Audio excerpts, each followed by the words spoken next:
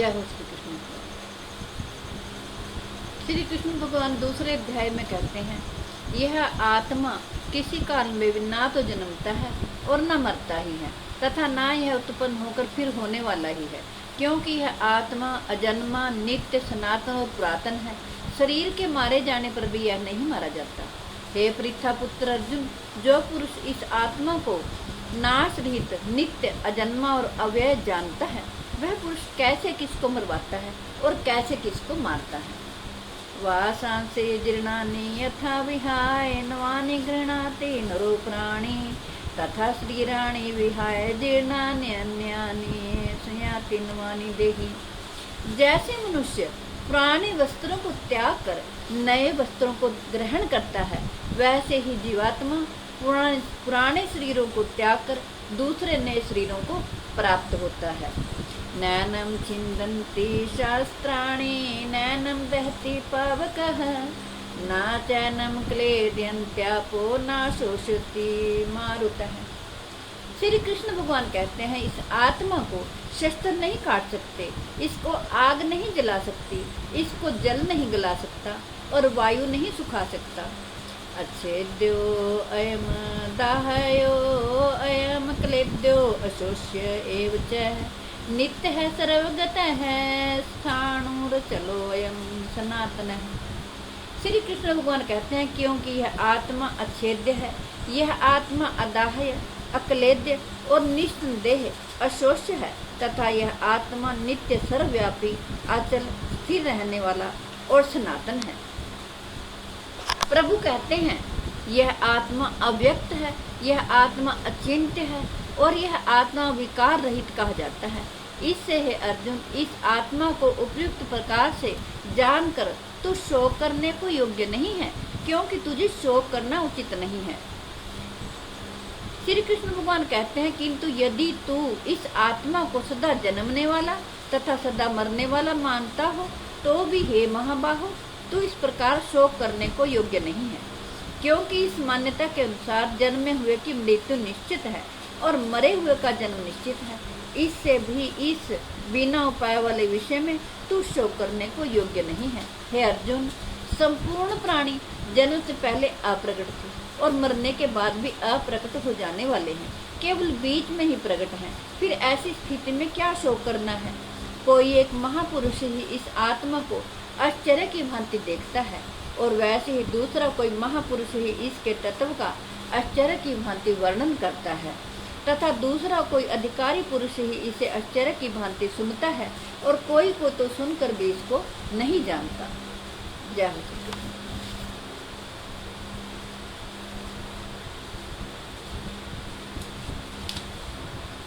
हे अर्जुन, यह आत्मा सबके शरीरों में सदा ही अवध्य है। इस कारण मनुष्य संपूर्ण प्राणियों के लिए तू शोक करने के योग्य नहीं है, तथा अपने धर्म को देखकर भी तू भय करने योग्य नहीं है। अर्थात तुझे भय नहीं करना चाहिए, क्योंकि क्षत्रिय के लिए धर्मयुक्त युद्ध से बढ़कर दूसरा कोई कल्याणकारी कर्तव्य नहीं है। हे पार्थ, अपने आप प्राप्त हुए और खुले हुए स्वर्ग के द्वार इस प्रकार के युद्ध को भाग्यवान क्षत्रिय लोग ही पाते हैं। किंतु यदि तू इस धर्मयुक्त युद्ध को नहीं करेगा, तो सब धर्म और कीर्ति को खोकर पाप को प्राप्त होगा, तथा सब लोग तेरी बहुत काल तक रहने वाली अपकीर्ति का भी वर्णन करेंगे। और माननीय पुरुष के लिए अपकीर्ति मरण से भी बढ़कर है, और जिनकी दृष्टि में तू पहले बहुत सम्मानित होकर अब लघुता को प्राप्त होगा, वे महारथी लोग तुझे भय के कारण युद्ध से हटा हुआ मानेंगे। तेरे बैरी लोग तेरे समर्थ की निंदा करते हुए तुझे बहुत से ना कहने योग्य वचन भी कहेंगे। उससे अधिक दुख और क्या होगा। या तो तू युद्ध में मारा जाकर स्वर्ग को प्राप्त होगा, अथवा संग्राम में जीतकर पृथ्वी का राज्य भोगेगा। इस कारण हे अर्जुन, तो युद्ध के लिए निश्चय करके खड़ा हो जा। श्री कृष्ण भगवान कहते हैं, जय पराजय, लाभ हानि और सुख दुख को समान समझकर उसके बाद युद्ध के लिए तैयार हो जा। इस प्रकार युद्ध करने से तू पाप को नहीं प्राप्त होगा। हे पार्थ, यह बुद्धि तेरे लिए ज्ञान योग के विषय में कही गई है, और अब तू इसको कर्म योग के विषय में सुन। जिस बुद्धि से युक्त हुआ तू कर्मों के बंधन को भली भांति त्याग देगा, अर्थात सर्वथा नष्ट कर डालेगा। इस कर्म योग में आरंभ का अर्थात बीज का नाश नहीं है और उल्टा फल रूप दोष भी नहीं है, बल्कि इस कर्म योग रूप धर्म का थोड़ा सा भी साधन जन्म मृत्यु रूप महान भय से रक्षा कर लेता है। हे अर्जुन, इस कर्मयोग में निश्चयात्मिका बुद्धि एक ही होती है, किंतु अस्थिर विचारों वाले विवेकहीन सकाम पुरुष मनुष्यों की बुद्धियां निश्चय ही बहुत भेदों वाली और अनंत होती हैं। हे अर्जुन, जो भोगों में तन्मय हो रहे हैं, जो कर्म फल के प्रशंसक वेद वाक्यों में ही प्रीति रखते हैं, जिनकी बुद्धि में स्वर्ग ही परम प्राप्य वस्तु है और जो स्वर्ग से बढ़कर दूसरी कोई वस्तु ही नहीं है, ऐसा कहने वाले हैं, वे अविवेकी जन इस प्रकार के जिस पुष्पित अर्थात दिखाऊ शोभा युक्त वाणी को कहा करते हैं, जो कि जन्म रूप कर्म फल देने वाली है एवं भोग तथा ऐश्वर्य की प्राप्ति के लिए नाना प्रकार की बहुत सी क्रियाओं का वर्णन करने वाली है, उस वाणी द्वारा जिनका चित्त हर लिया गया है, जो भोग और ऐश्वर्य में अत्यंत आसक्त हैं, उन पुरुषों की परमात्मा में निश्चयात्मिका बुद्धि नहीं होती। हे अर्जुन, वेद बहु उपयुक्त प्रकार से तीनों गुणों के कार्य रूप समस्त भोगों एवं उनके साधनों का प्रतिपादन करने वाले हैं, इसलिए तो उन भोगों एवं उनके साधनों में आसक्तिहीन हर शोक आदि द्वंद्व से रहित नित्य वस्तु परमात्मा में स्थित योग क्षेम को ना चाहने वाला और स्वाधीन अंतःकरण वाला हो। सब ओर से परिपूर्ण जलाशय के प्राप्त हो जाने पर छोटे जलाशय में मनुष्य का जितना प्रयोजन रहता है, ब्रह्म को तत्व से जानने वाले ब्राह्मण का समस्त वेदों में उतना ही प्रयोजन रह जाता है। तेरा कर्म करने में ही अधिकार है, उनके फलों में कभी नहीं, इसलिए तू कर्मों के फल का हेतु मत हो तथा तेरी कर्म ना करने में भी आसक्ति ना हो। श्री कृष्ण भगवान कहते हैं, हे धनंजय, तू आसक्ति को त्याग कर तथा सिद्धि और असिद्धि में समान बुद्धि वाला होकर योग में स्थित हुआ कर्तव्य कर्मों को कर, समत्व ही योग कहलाता है। इस समत्व रूप बुद्धि योग से सकाम कर्म अत्यंत ही निम्न श्रेणी का है, इसलिए हे धनंजय, तो समबुद्धि में ही रक्षा का उपाय ढूंढ अर्थात बुद्धि योग का ही आश्रय ग्रहण कर, क्योंकि फल के हेतु बनने वाले अत्यंत दीन है। समबुद्धि युक्त पुरुष पुण्य और पाप दोनों को इसी लोक में त्याग देता है अर्थात उनसे मुक्त हो जाता है। इससे तू समत्व रूप योग में लग जा। यह समत्व रूप योग ही कर्मों में कुशलता है अर्थात कर्म बंधन से छूटने का उपाय है, क्योंकि समबुद्धि से युक्त ज्ञानी जन कर्मों में उत्पन्न होने वाले फल को त्याग कर जन्म रूप बंधन से मुक्त हो निर्विकार परम पद को प्राप्त हो जाते हैं। जिस काल में तेरी बुद्धि मोह रूप दलदल को भली भांति पार कर जाएगी, उस समय तू सुने हुए और सुनने में आने वाले इस लोक और परलोक संबंधी सभी भोगों से वैराग्य को प्राप्त हो जाएगा।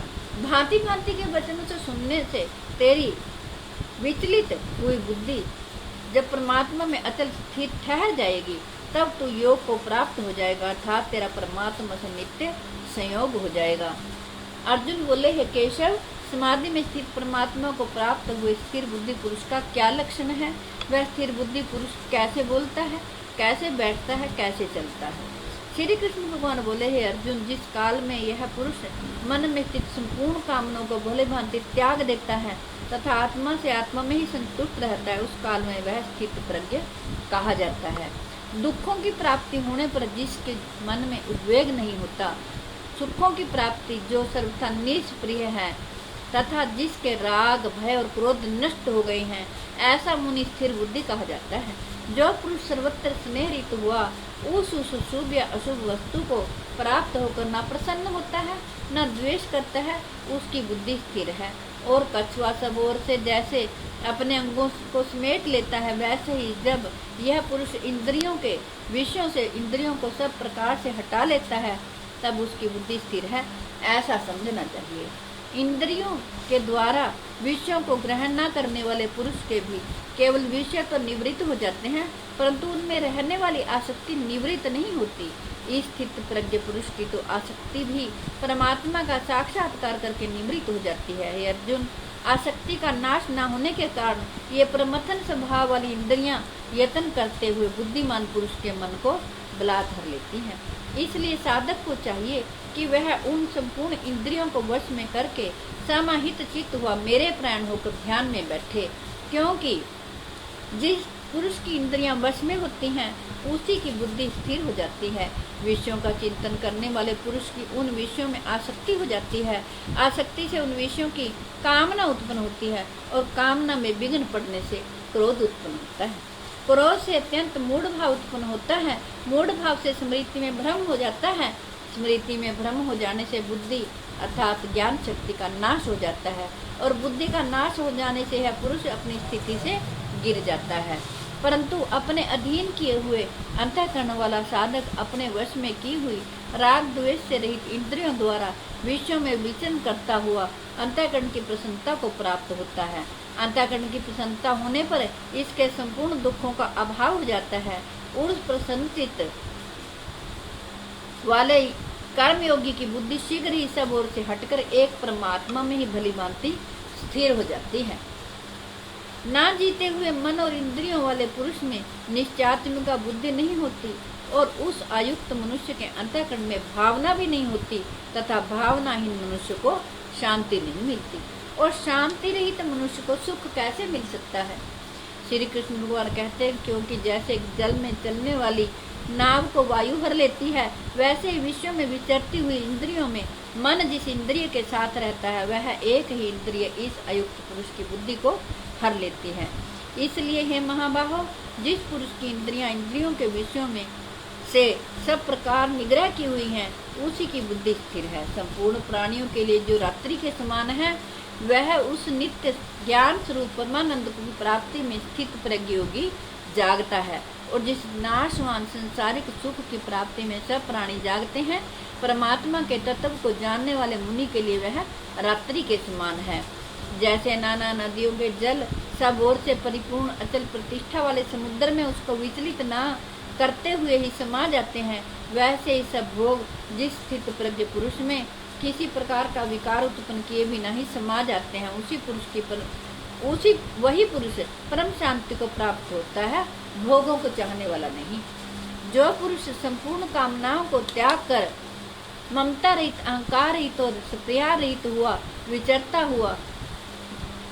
विचरता है, वही शांति को प्राप्त होता है, अर्थात वह शांति को प्राप्त होता है। हे अर्जुन, वह ब्रह्म को प्राप्त हुए पुरुष की स्थिति है।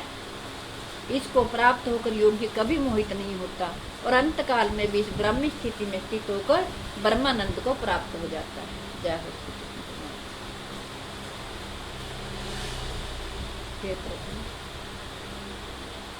शांति देना। ओम शांति, ओम शांति, ओम शांति। जय हो।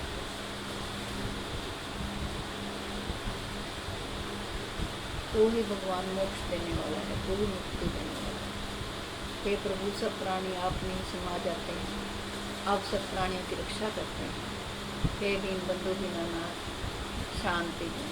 ओम शांति, ओम शांति, ओम शांति।